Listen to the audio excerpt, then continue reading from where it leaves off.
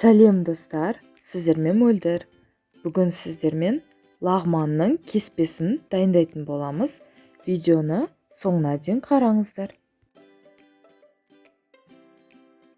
Құрамына салқын су, ұн, тұз және жұмыртқа керек.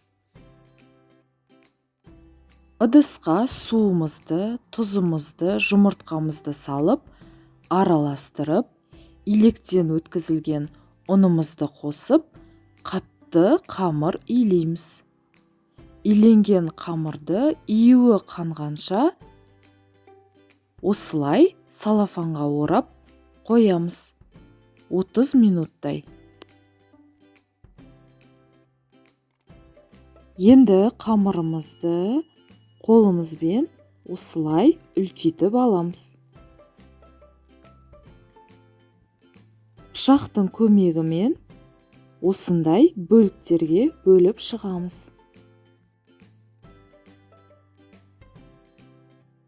Бөлінген бөліктерімізді видеода көрсетілгендей дөңгелетіп, сұйық майымызды жағып, рулет ұқсатып, орап барлығын жинаймыз.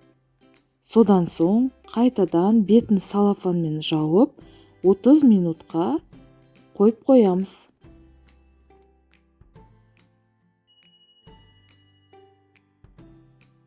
Енді ұзынша бөліктерімізді бір-біреулеп алып, сұйық май жағып, қамырымызды соза бастаймыз.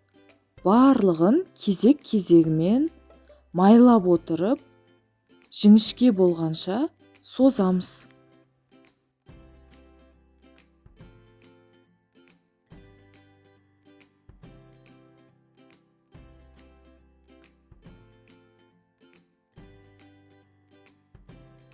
Қамырымыз жіңішкере бастағанда, видеодағыдай қолымызға жинап, столға 2-3 рет ұрып созамыз.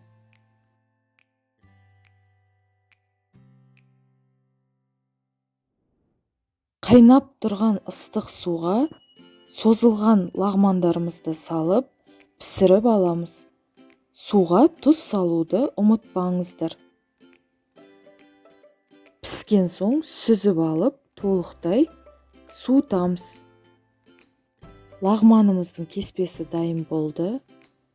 Енді керегінше қолданып, артығын салафанға салып, мұздатқышқа сақтауға да болады.